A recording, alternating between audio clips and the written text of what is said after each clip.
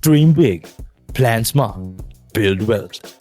This is the TFS podcast, where money talk gets real and financial freedom is more than just a goal. Without further ado, let's dive in. Hi guys, and welcome to another episode of the TFS Wealthcast. I'm your host Vishy, and joining me today is our founder and managing director of Tomorrow Financial Solutions, Mr. Pramu Rodrigo. And today we're going to talk about mindset and risk, the discipline of borrowing. And who better to shed some light on this topic than Pramu? That's a very interesting subject we are talking about. Yeah, I mean, a sportsman like you have discipline rooted into you. Yeah. And you like taking risks. You've got a crazy mindset.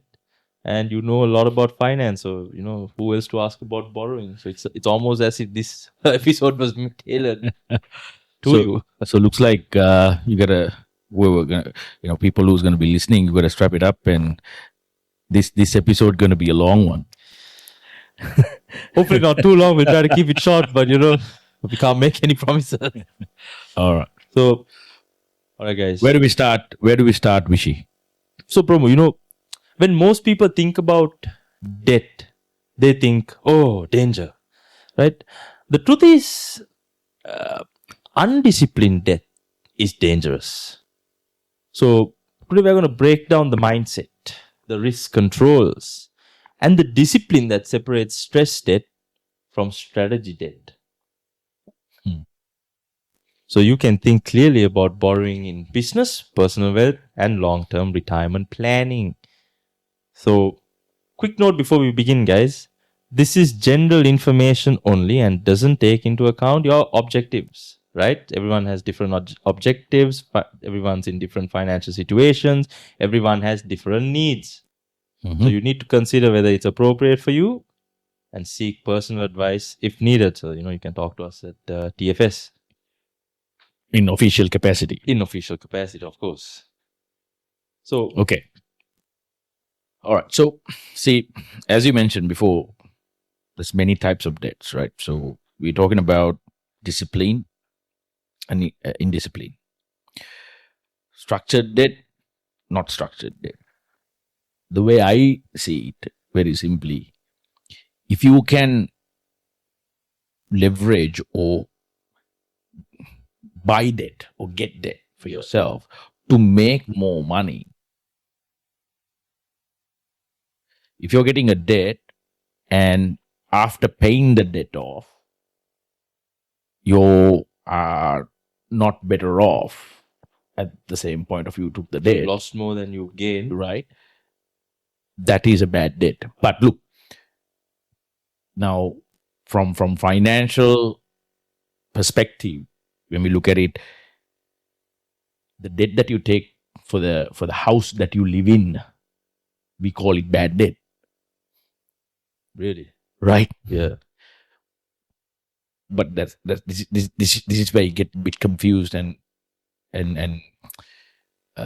you need to understand how to use the debt for your benefit. Basically, this is where a good strategy absolutely comes into play. Yeah. So you can borrow as a bad debt and reinvest that into a good debt. You can do it. We've seen it. We have done it many times. We borrow your equity.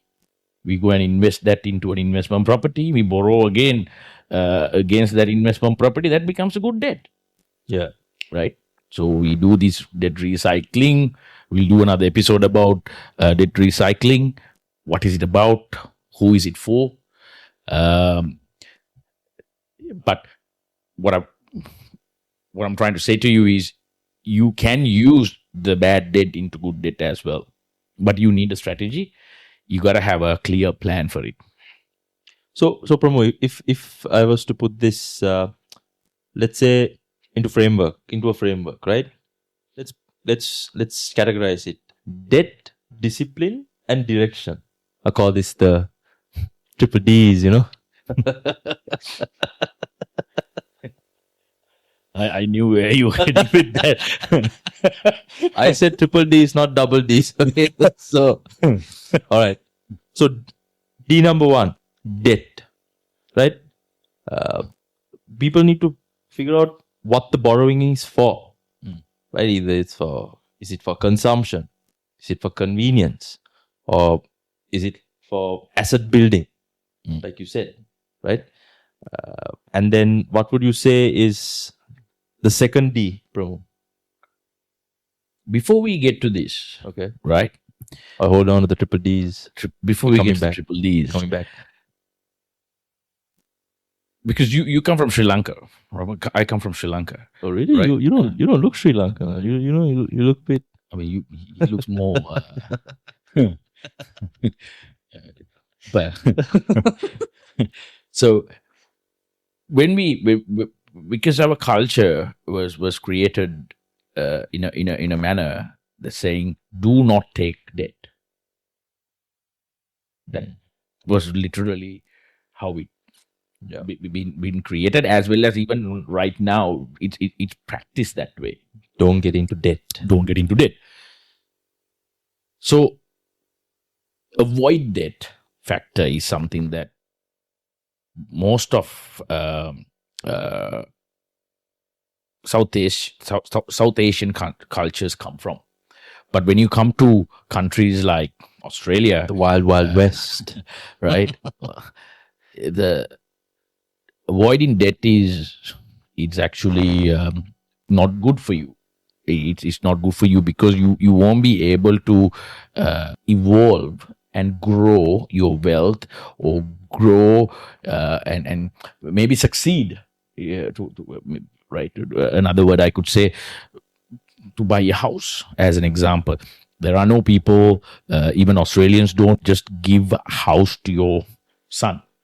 They don't do that. They sell the house, they retire with that money. Son or daughter. Whatever. Right?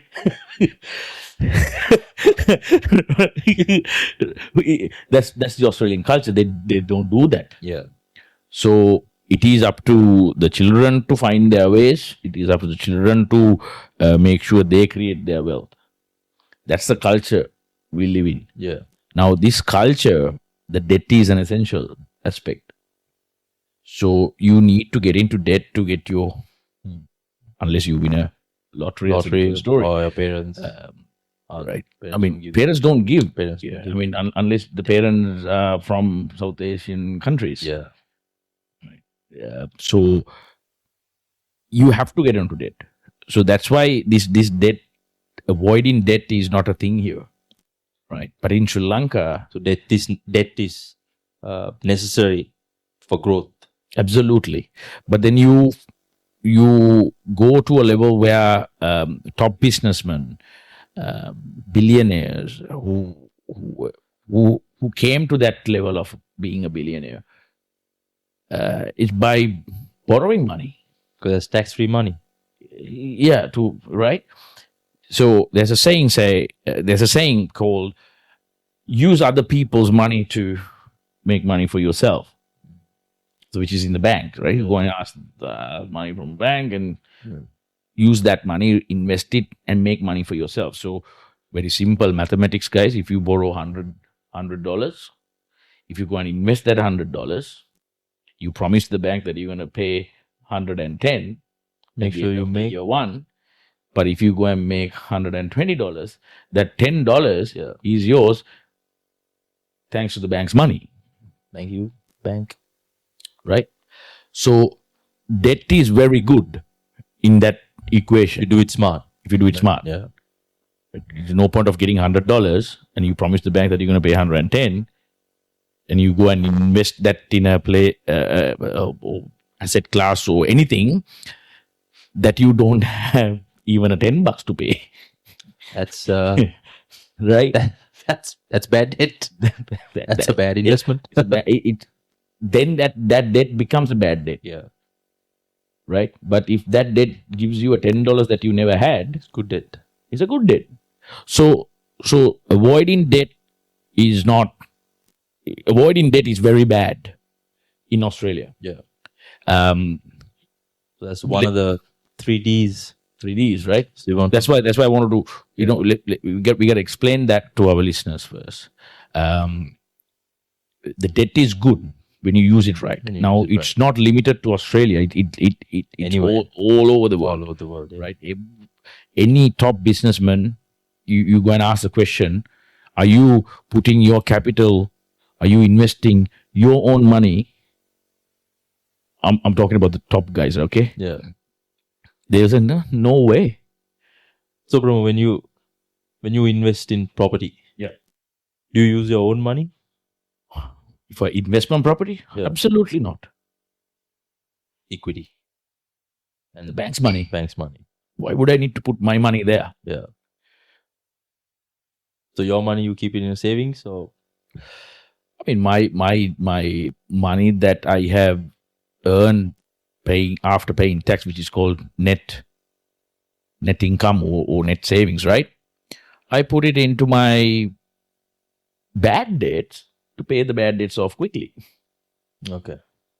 because your bad debt is the house that you live in, Yeah. Yeah. right? So as soon as I can Pay get off the house to you live in. Yeah. $0 owing to the bank of my house debt where I live, I don't have bad debts. Yeah. Exactly. And then you save. You actually save on the interest component you would be paying. Absolutely. Right. You can then tell the bank, okay, now I've shown you, I paid my debt off.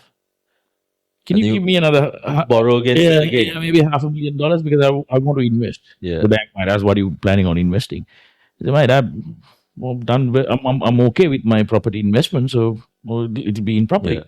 Give me 500,000. Then I'm not going to use that 500,000 and buy a Lamborghini, which I can if I want to. Yeah.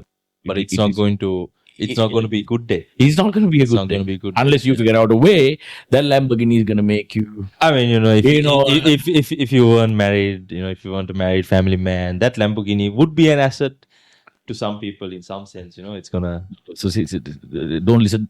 Don't listen. No, If you're no, you're young- talking if you're about something else. Yeah, if you're a young bachelor, but again, I'm talking about if you're a young bachelor, if you really have that kind of money and you Yeah. invest in a Lamborghini, Yeah. what if you actually start renting your Lamborghini out on Monday to Friday and just use it on Saturday, Sunday? Now all of a sudden that Lamborghini is making you money.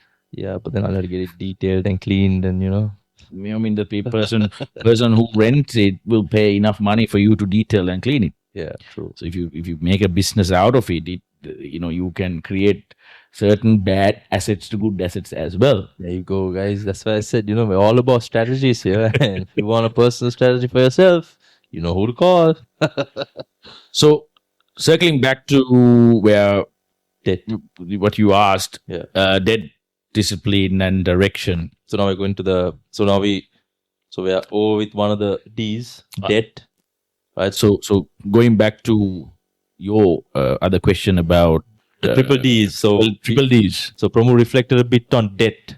Now, Pramu, for the second D, discipline. Now, you're a sportsman, Yeah. right? So discipline, like I said at the start of the podcast, is something that's rooted in you. Mm. So, if you could take us back Mm. to how playing cricket, how sports helped you build this unshakable discipline that you have, and how that helped you in your business, and I don't know. I won't call myself unshakable discipline. There are so many areas that Okay, so he's I'm been not- shaken. He's I'm been not. He's no. been shook. Shaken. All right, we got that out of the way. That's why he's hosting now, not me. So discipline. It's actually the discipline is not for me personally. Discipline it's not actually from cricket. Discipline is the discipline for me. I learned and I witnessed it thanks to the school I went to, the college I went to, St. Thomas's College. St. Thomas's College, Mount Lavinia. Mount Lavinia. One of the I hear it's one of the top boys' schools in Sri Lanka. Royalists don't get upset with me. It is the number one school in Sri Lanka. I think we had probably, I would say we are top 10. Again, my opinion, top 10 in the world. Okay. If you want to come in, you come in. I still believe it's top 10 in the world. Amen. Discipline came from my college. Even little things like I don't know what happened in your days. By the way, he's a Thomian too. He went to the same school, but many years later. Many many years later. So even little things like in the morning you coming to school, right? From the gate, there's prefects. They check. They have a look at your hair to see whether it's been cut properly. Right? Are you within the rules? Yeah, they check your grooming, whether you've shaved, No. Have you shaved? If you're growing your beard those days, have you used the razor? They check that. I remember back in our days. I don't know whether it happens. They check whether you polished your the shoes, right? The shirt tuck in. Right. Oh yeah, 100%. I mean, in Australia, when summer days comes, all the students, oh man, this eats my head, right? The shirts are out, but it's okay for them because that's what they been disciplined to do. Oh, and some of the methods that prefects used to use to discipline us, that's over here would be categorized as harassment. There were questionable things back in the day, but the little things like that. Right, when the bell rang 7:30, you can't be at the gate. You gotta be in class. You gotta be in class. You're ready to go at 7:30. So that means you gotta be in class, taking your books out, taking your pen out, ready for the subject by 7:25. Yeah, technically speaking. So that's the discipline that I learned and I witnessed. And speaking of subjects, when teachers give homework, if you don't do your homework. Exactly, right? So then fast track myself into, growing up and you starting playing cricket. Now, cricket is something that you can't survive if you don't have discipline. Right? That game is all about discipline. Early mornings, late nights. You take the game itself. Got six balls in an over to bowl. Yeah. Right? If you bowl a no ball, you got to bowl again. You bowl a wide, you got to bowl again. And you have to. So each ball you got to. You have 3 stumps to aim. Yeah. And you got a batsman swinging your bat. The stumps are not moving. Stumps are stationary. Yeah. So there are a lot of elements in the game of cricket that you learn discipline. And then each batsman is different, so their batting style is different. So you got to change your bowling approach. Absolutely. To tackle each batsman. Absolutely. Right? I mean, I love that game. It's a beautiful game. It's a very complex game. Some of our listeners from countries that who doesn't play cricket, they were like, what the hell is cricket is? But now, obviously, cricket is worldwide. A lot of people knows about this game, but it's a very, very complex game, right? So to survive in a complex game, you must have discipline. And it's not just the physical aspect, right? It's also the mental aspect. Because absolutely, sometimes just to get in for example, if you're a batsman, just to get in your head, the wicket keeper behind you is gonna say things, about might bring your parents into the banter, and that might aggravate you, and you might want to take all that frustration out on the ball. Absolutely, right? So you need to sledging, right? You gotta go through the sledging period. But Svishi, I'll ask you a question. You practice. You train. 1 month later, right now you got the opportunity to go and bat. 1 month later, right? For all 4 weeks you've been training. Yeah. First ball, you get a beauty of it. You're out. Oh man. Right? So that kind of discipline, you have to have so much of discipline in your mind. So you also learn how to win, but you also learn how to cope with the losses. Absolutely. The cricket is all about winning and losing. And good days and bad days. Just like in business. Just like in borrowing money. Yeah. We talked about good debt and bad debts. It exists. So discipline is a must for the sport, which I played cricket. And I also believe discipline is a must for business, whatever the business you do, right? You could do any business in the world. You could even start a business tomorrow. If you don't have discipline, Yeah. your business may not survive 6 months. Yeah. So by discipline, okay, what if I tell you, if you can give some tips to the listeners who maybe have their own businesses or who want to start their own businesses? Yeah. What is some advice, some tips you can give them about being disciplined in business, some stuff that's worked for you and what you do on a daily basis? Look, it depends. It depends with the business that you do. It depends with the transaction that what you're doing. If it's a e-commerce business, it's very different types of disciplines in play. If it's a service business, it's different. If you're product only based business, totally different. Yeah. But I can talk to you. I haven't done product business, right? So I can't talk to you about product business, but I can talk to you about service business. I've done different kinds of service business. Oh, even in school, even in your school days, you've never done like a product business, One of my friends and I, we tried to do a product business and it didn't go well. So, I realize it now. That's not for me. So, but what I'm trying to say is, in service business, I think it's one of my other episodes. We talked about it as well. Service business is all about delivery and the output, and so what happens from your delivery and the output is the satisfaction of your customer, right? That is the ultimate goal, not the revenue. Revenue is inevitable. So if you focus on the revenue only, you're gonna. I can guarantee you're gonna stuff up your output. Yeah, I can guarantee you that. You might do it maybe 3-4 times, I was only focused on revenue and I did, but I can guarantee you, you're going to stuff up. there has to be One stuff up on service business is enough for you. Really. Oh, yeah.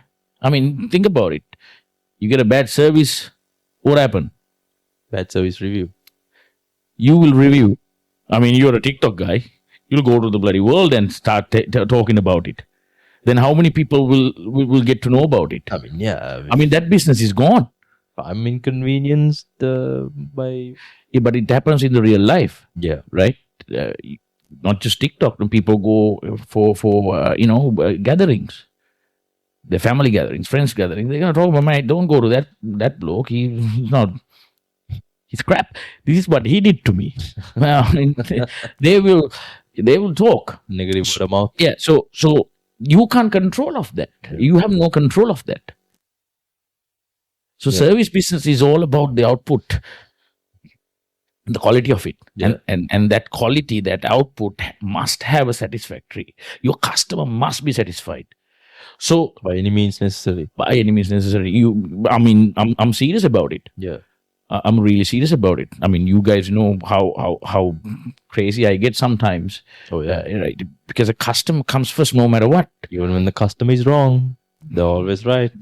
The customers are human. They can make mistakes, but we have to do the right thing no matter what. So it cannot be limited in, I never believe in this 9 to 5 thing. Yeah. It cannot be limited to 9 to 5 or Monday to Friday. Whatever the customer is available or whatever the time the customer is available, we got to be available because we are in the service business. 100%. Yeah.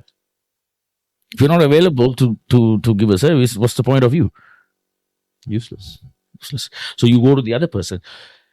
So discipline is a must. Now, for you to go down the path of giving that satisfaction for that client, what are the things you must do To satisfy your client. satisfy the client? So you got to make sure your service.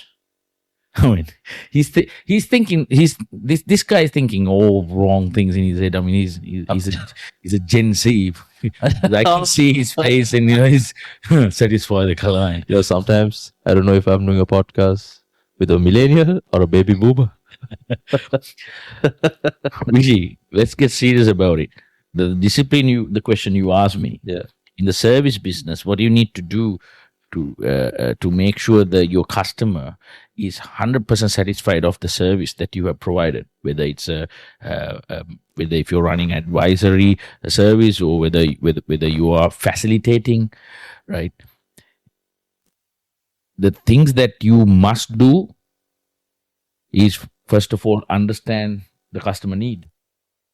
Is this customer that the service that I can provide will be satisfied? Or do I need to upskill myself? Do this. So there are so many things that you have to do before. Now, for you to do them, you may even need to go down and have a look at your actual day, how your day is planned. Structure. So, which I can get into really detail, nitty gritty about this thing. I don't think we will have time for it. Oh no, that's an episode on its own. So discipline. I'm gonna get into a lot of trouble if we go down the path of that episode. So I don't want. Where do you think I will start? How to work on it. So, you must have discipline about the service that you're about to give it to the customer, to make sure that that service is delivered in the correct way, so the customer can satisfy. So it's a chain of action. Yeah. Right. So discipline is a must. Now we are talking about creating wealth. We are talking about borrowing from banks to create wealth. Again, you must have discipline, because if you don't have discipline about your debt, you borrow money from a bank, and then you realize, you know what, this month I'm not going to pay. I'll pay next month. Yeah. What would happen? I mean, you've been working in this business for some time. What will happen? Credit score. What will happen to credit score, Vishi? It's going to get. Can I say the word I want to say? It's going to. Then we can't. It's going to get beeped.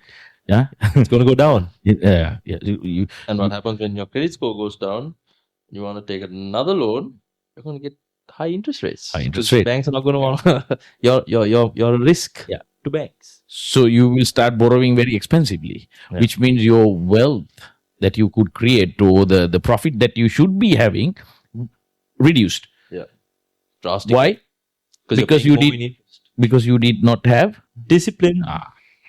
There we go. Do you want to move into the direction as well? Or? Yeah, I want to go into the third D, because the second D felt personal. I can see someone taking shots at me. Discipline. All right, bro. I wouldn't say this is the big D from the 3 Ds. This would be like the little D, the middle D. Okay. All right. So D number 3, ladies and gentlemen, is direction. Yeah. Right. So, Pramu, can you elaborate a bit on direction? The importance of having direction. So you think this is not important? No. I mean, it's important. But then if we were talking about debt, discipline. I'd say discipline is the biggest D. It's the number 1. Okay. D. If you don't have direction, you won't have discipline. Yeah. True. I can see that direction is also an important D. So that's why they're called the 3 Ds. So direction it's about understanding where you need to be. Yeah. Right.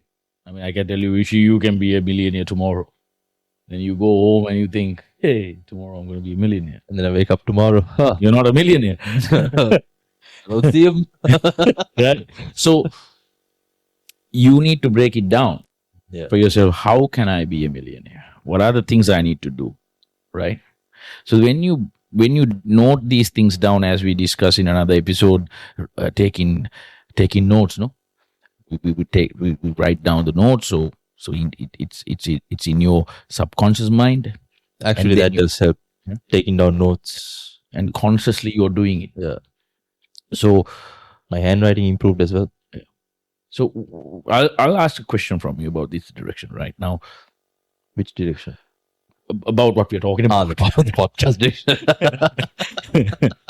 You see, fellas, sometimes I had to go through with Gen Z's, it's not that easy.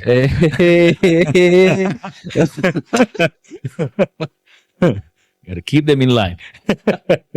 That's okay. Okay. My question for you, Vishi. So obviously we're having it's a Friday night. We are enjoying a nice whiskey today. Now, if I tell you this particular whiskey, can't say the names because they did not sponsor us. Yeah. This particular whiskey tastes so good, Vishy. Okay. Now I'm creating what am I creating? Atmosphere. I'm creating atmosphere. I'm vibe. creating a picture for you. This whiskey tastes good. Yeah. Okay. But if I pour that whiskey to you, as you can see the glass here, what do you see? Apple juice. You see the apple juice? Nice. Yes, you see, it looks like apple juice. But when you taste it, what happens? It's nice. It's smooth. Huh? You want me to take a sip? Yeah, if you want, you can. But it's from visualization to Experience. that becomes a reality. Feeling becomes a reality. Reality. Yeah. No? Oh, you just took me on a journey. Exactly. So now you can see it. And I tasted it. Exactly. Now you feel it. I feel it. You felt it. Now what are you doing? Now I'm enjoying it. Enjoying it. So that is called direction. Damn. That's 40. Damn. So you have to know what are you going to be doing with your debt. You need to know this. If you don't know, what are you going to do once you have that debt? So basically, before you get a loan, you need to know what you're going to do with that loan. Absolutely. Right? And to know what you're doing and to follow what you're doing with that loan, you need to be disciplined. Yep. To make sure you get that outcome that you plan for. Absolutely. So in that case, all 3 Ds work in line. They work together. They work together. Damn. All right. All right. So there you go, folks. The triple Ds. Triple D. 3 Ds, debt, discipline, and direction. So with that being said, bro, when it comes to debt, a lot of people get stressed, like we said at the start, right? Because, it's an emotional decision. A lot of people, they don't have direction. So their purpose is unclear.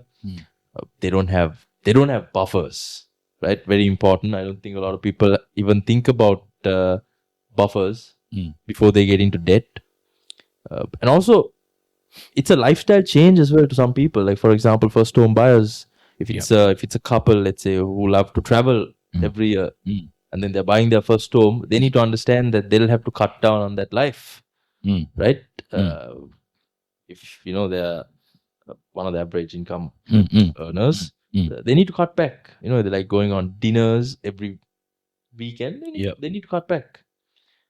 So what is some strategies that or what I'm trying to say is, what is some advice you can give these people?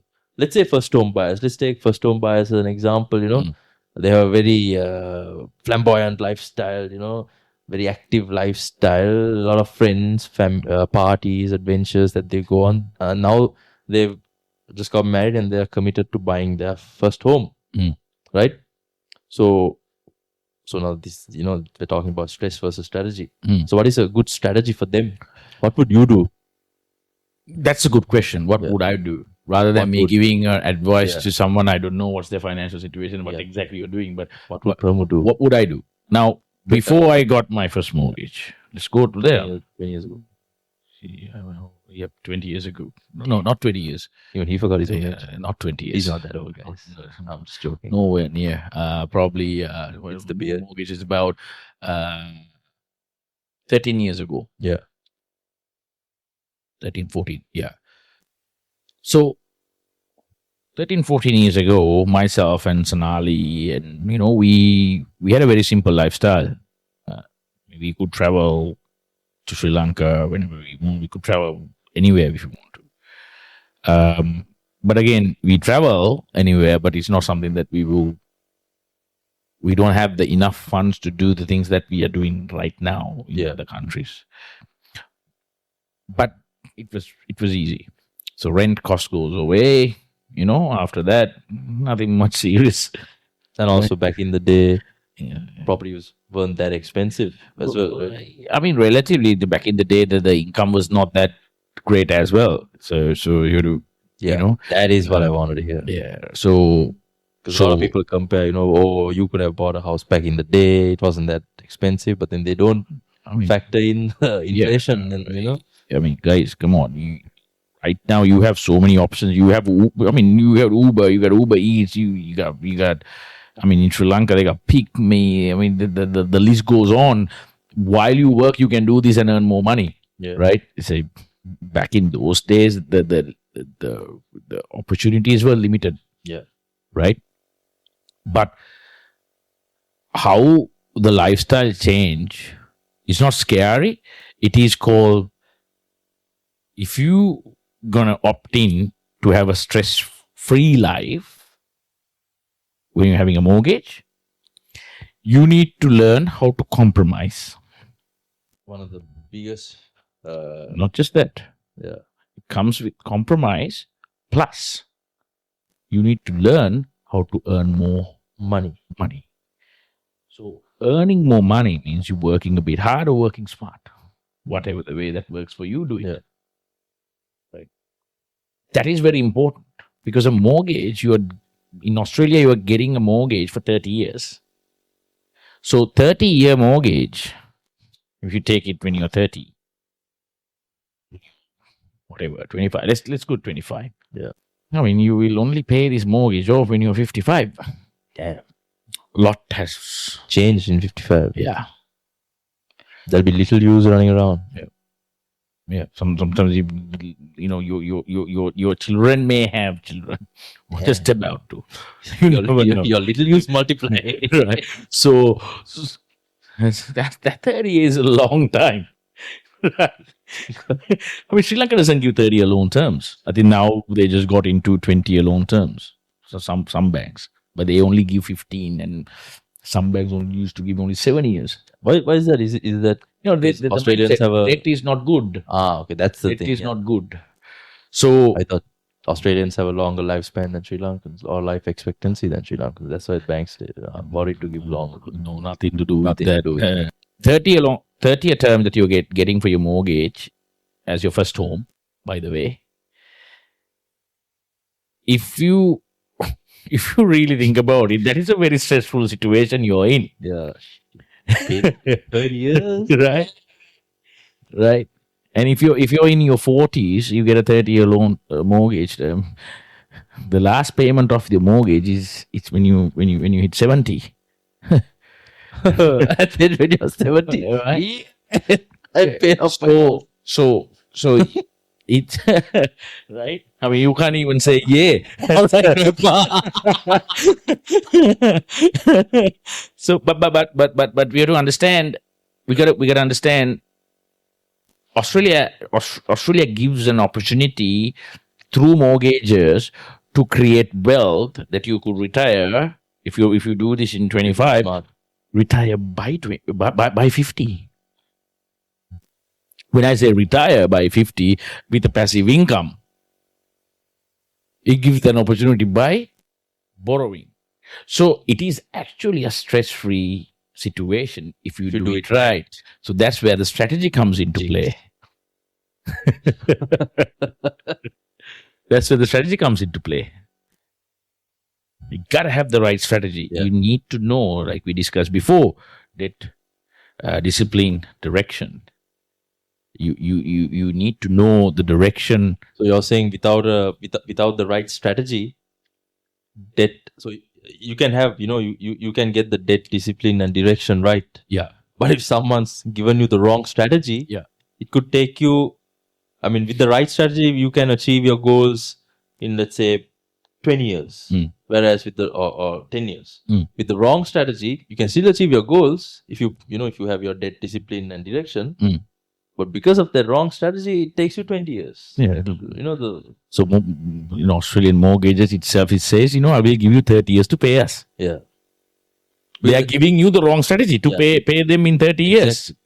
Because they can earn more money from you. Absolutely. When it comes to interest. They're not doing it because they love you. Yeah. And, just if you guys want to know, you can go to our we have calculators that we use on our website.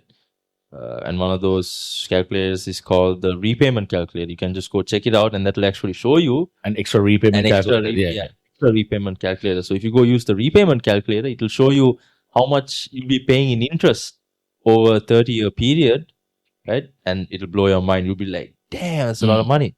And then you go look at an extra repayment calculator where you can pay extra every month on your mortgage, but it'll actually show you how much you can save in the long run. So I think it's very important for some listeners, because a lot of people don't know that such calculators exist. Yeah. So you guys can check it out on our website, tomorrowfs.com.au, or just talk to a member of our team, and they will actually help you calculate that and give you some clarity on that. Exactly. Very important for you to have that clarity, no? Yeah. And also coming back to strategy, Pramu, now, especially these days, with all these Google ads, Facebook, Instagram ads, you see a lot of people putting ads saying, oh, talk to me, I'll give you the right strategy. Buy 10 properties in Buy 10 10 years. properties in 10 years. Well, actually, these days, going to buy 10 properties in 5 years. Yeah, and some of these guys don't even have their first property yet. So do you really think a person like that is best suited to be giving you the right strategy? But to be fair, look, there are so many other professionals out there who can give that strategy. Buy 10 properties in 5 years. There are so many professionals out there. But these professionals aren't in the mass market media. No, so I think what we should highlight is, because we have so much of information out there, don't get yourself caught up with the wrong advice. Exactly. Do your own research as well. Yeah, because you have that opportunity to do it. You have so many AI tools. Absolutely. You've got podcasts, you've got YouTube videos. I mean, we are giving certain strategies here as well, which most cases, not most cases, every case we charge a lot for some of the top end strategies, but we give it for free here. Some of the strategies we give it for free. Yeah, exactly. And every episode we only give the strategy as long for the length that our whiskey runs dry. So the moment our glass is so we're done, it's on to the next episode.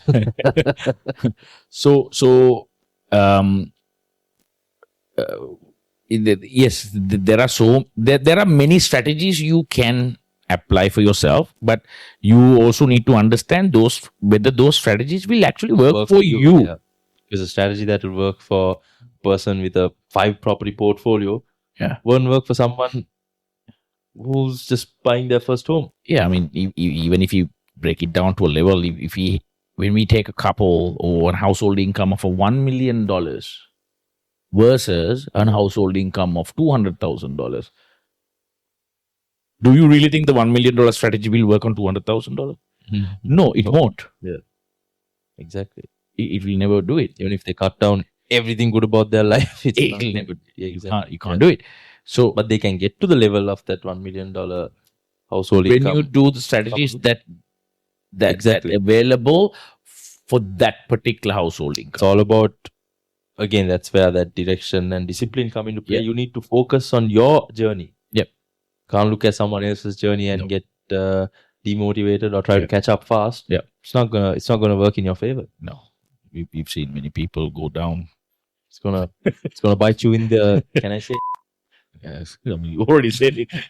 Yeah, it's gonna bite you in the ass.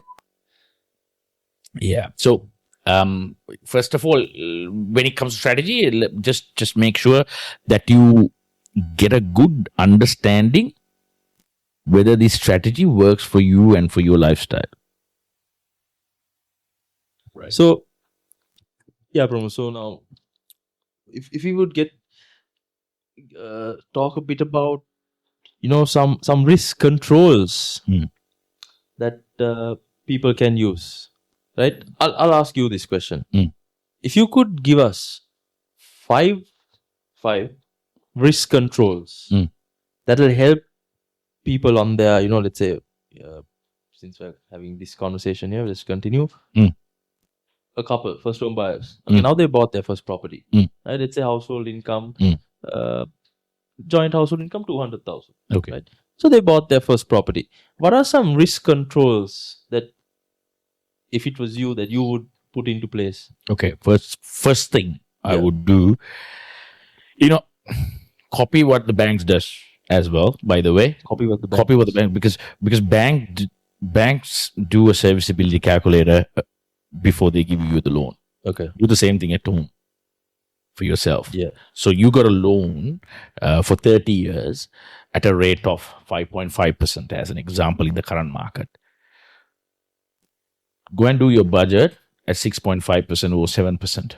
A year. Whether you can pay. Yeah. So do it more than the rate you would actually get. Absolutely, yes. Okay. Right? Yeah. That'll give you, we call it a stress. I think the whiskey is doing very well. Stress test, right? So this stress test will tell you what is that maximum amount that you can pay if the rates goes up to hold on to the asset. Okay. Okay. Okay. So this is good. So this is thinking ahead. This is thinking ahead. So what is that maximum amount I can afford if the rate goes up to 8%? Yeah. Can I still hold on to this asset? Yeah. You do that first. Now let's say you found a place that even at 7%, I can easily hold this asset and still have some savings. Okay? Yeah. Now 5.5% rate versus 7.5%, is a 2% different. What if you start paying that difference into the loan as a additional contribution? Extra repayment. Yeah? It's a repayment as an additional contribution whenever you feel like Every it. month or whenever. So you're knocking off your principal down. And when it comes to extra repayments, from just just in case anyone's having any doubts, does the bank charge you a fee for extra repayments, or does it vary from bank to bank? If you're on a fixed rate, Yeah. there is a amount that you can pay extra for the period of that fixed. Right. So if you have fixed it for 2 years, there's a maximum amount they will let you do as repayment. But if you're on a variable rate, by the way, Yeah. there's As many nothing like extra that. repayments as you like. It's up to you. I mean, you win a lottery tomorrow, you pay it down. They don't charge you extra money for it. Yeah. So there you go, guys. For anyone who's had any uncertainty around, I don't want to make extra repayments because the bank will charge me an extra repayment fee. There you go. If you're on a variable rate, you don't have to pay anything. But you have to understand it's not always good to go on variable as well, because sometimes variable rates are higher. Yeah. So that means you're paying higher interest rate. If you can then figure out, okay, if I want to pay a low interest rate, because that's how you win this game, right? Paying low. You pay low interest rate, you fix it. How can I save extra money? Once the fixed rate is over, you take that chunk, bank it onto There the you loan. go. So that's another strategy they can use, right? So while they save that money, they can either put it in a savings account or earn maybe a little bit of interest on it. Yeah. But there are so many strategies like that to play from a fixed home loan and a variable home loan. There you go. These are strategies people pay for that you're listening, you're getting. Right. So, okay. So you mentioned for them to check their serviceability on a higher rate than what they would be getting on their actual loan. Yeah. Right? Right. And if anyone wants to, if people are confused about how they can actually go and do this serviceability, good news for you, we actually have a calculator for that as well on our website. So, it's called the serviceability calculator. It's very intuitive. Just go on the website and just chuck in the numbers, the rate, and then just stress test yourself pretty much to see what you can afford, what you can actually play with it, right? And play with it. Yeah. So that also covers the second point, where it gives you, you're putting self buffers. Yeah. Right. That is another thing that is very important. The most important thing is the structure of your loan. So the most important part that you need to understand is the structure of your loan. right? If you don't have flexibility to pay down your loan quickly, you're gonna lose. So when I say majority of the banks in Australia will give you a very easy and very flexible structure to pay down your loan quickly. But then there are lenders out there who will restrict you, who will lock you, because they want to keep you for because they want to make sure that they'll make bare minimum out of you, yeah. right? So you got to be very careful. So you have to understand what lender, what loan structure, what loan type I'm taking, right? I'm not just talking about the conventional lending here. There are unconventional lending that been used by so many people in Australia. So very important to have a right structure for you to win this. So just to clarify, with that, you're not saying you should always go with the 4 big banks, because like we said, there are so many other lenders there. But you need to just make sure that because when you said that, there are clients, we have clients who say, oh, I only want to stay with the with one of the 4 big banks because I don't trust these other lenders. 4 majors. Yeah, right. Yeah. But that's not what you're saying. No, That's not what I'm saying. Exactly. That's not what I'm saying. I think that's a whole episode together, because the types of loans, structures of loans, lenders, contracts, totally different game. Yeah. But you have to understand what you're signing, what you're getting. 100%. Yeah. My advice, or my point of view is, sure I will never take a loan that I'm stuck. Yeah. I gotta have flexibility to pay it off quickly, because if I decide to sell the property, I need to have that flexibility to sell the property. Yeah. I can't be controlled by the lenders. And hang on, you can't sell the property for the next 5 years. No. Why? Right. So things like that. Then the other most important part is there is another. So the last one is the most important one, right? This one is second most important. You need to have a plan. You need to know, diversification of how to pay this loan. How are there different ways you can pay this loan down apart from the income, right? So I'm talking about, as an example, capital growth. Okay. So capital growth, as a very, very simple example, if you buy a property for 600,000, you got a mortgage to pay the $500,000 in 30 years.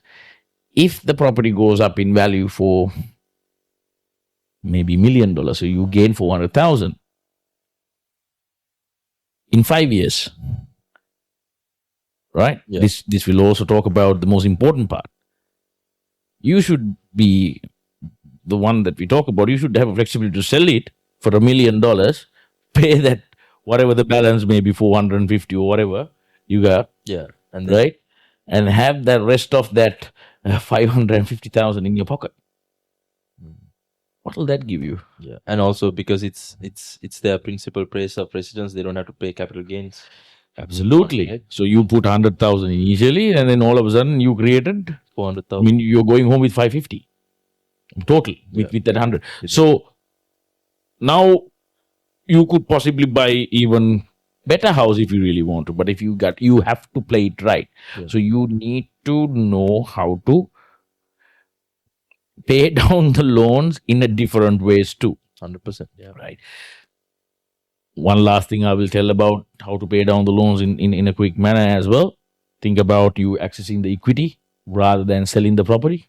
Let's say out of that 400 and whatever, you access $200,000. You have a good income. You're maintaining your income. You're disciplined to have your job, right? You go and borrow further money from a bank and go and buy another investment property. That investment property will start giving you maybe about, let's say, in 5 years later. So now 10 years gone, huh? That 5 years later, that property doubled. Let's say you invest in 500,000. Total investment was 500,000. property you selling, yes, you will pay some capital gain tax. You come home with about 400,000 or $350,000. In 10 years, what do you think your loan balance would be? Big loan balance. Right? Not much, no. If you really think about Sorry, it, yeah. you already start paying it from 10 years gone.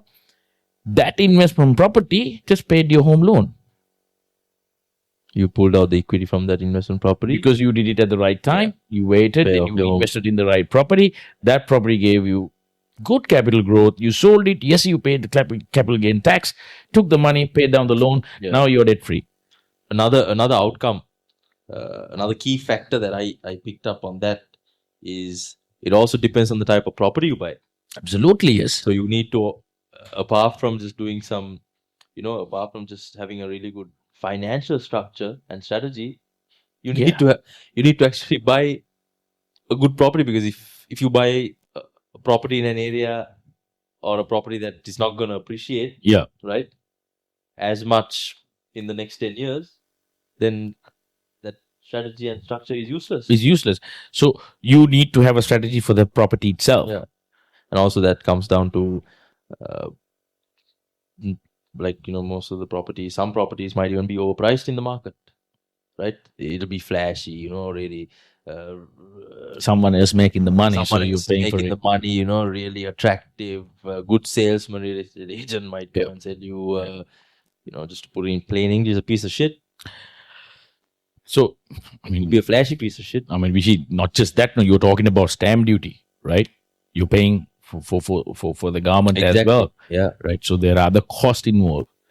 So buying the right property is very important because that cost you pay to buy the property needs to be recovered very quickly. Yeah.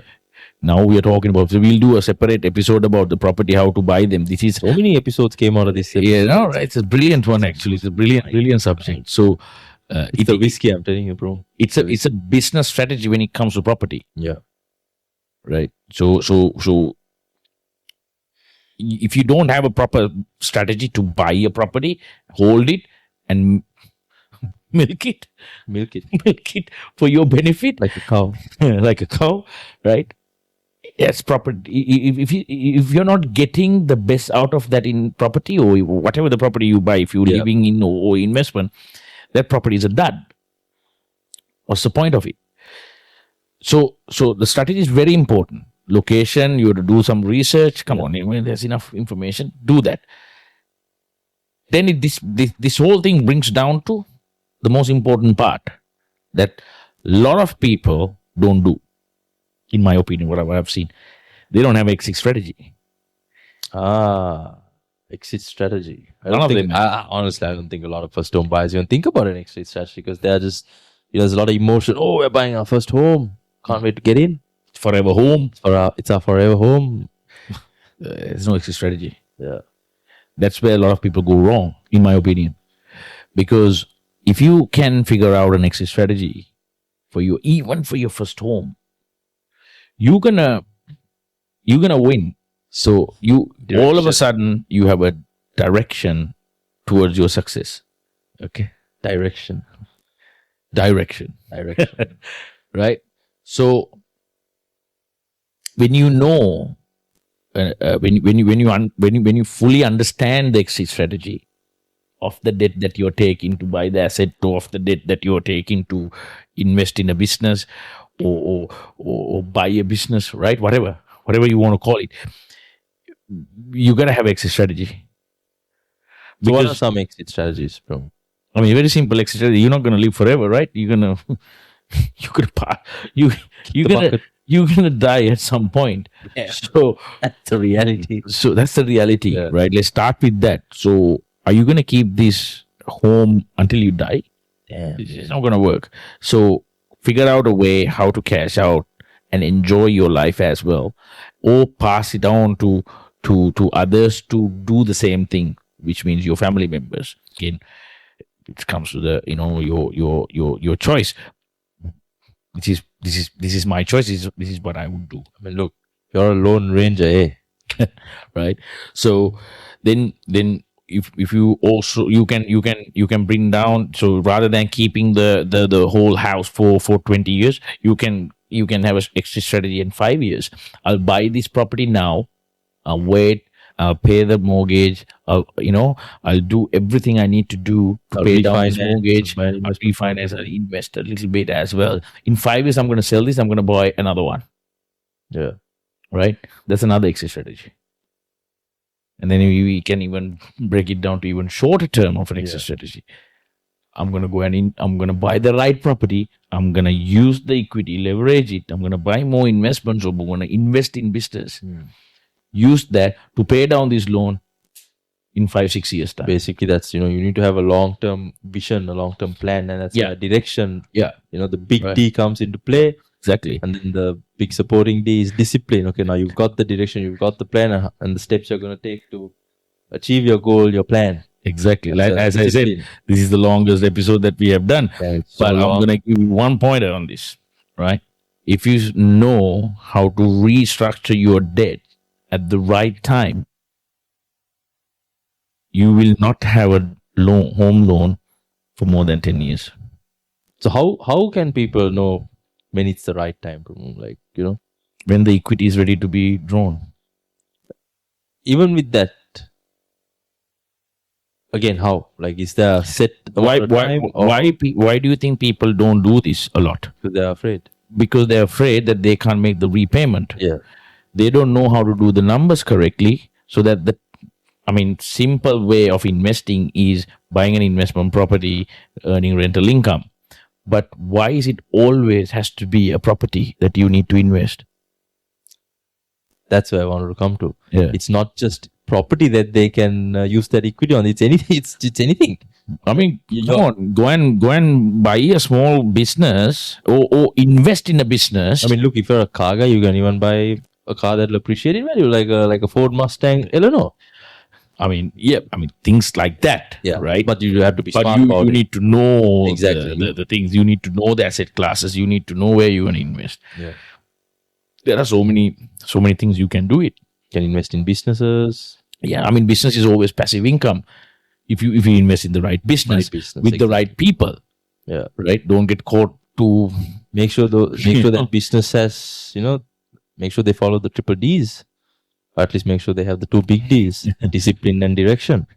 Direction and discipline. Very important. So what I'm saying, what I'm trying to say at the last point is, if you know how to restructure them at the right time, your debts, restructure your debt at the right time, you will definitely going to win. Last example for that would be, you had your property, your first home, you buy your first home, you waited in the house for 5 years, you pay down your home loan, right? You pay down very well. Yeah. Let's say you managed to do about 25% capital reduction because you were very, very disciplined, right? Now, instead of you selling it, you refinance it or recycle that debt into an investment debt, and then you start getting more tax deductions from that debt, and you go and invest in a property that will give you a little bit more luxury or lifestyle purpose, but at the same time it will do the same thing. Because now you invest a little bit more. Yeah. So when you invest a little bit more, what happened, Vishy?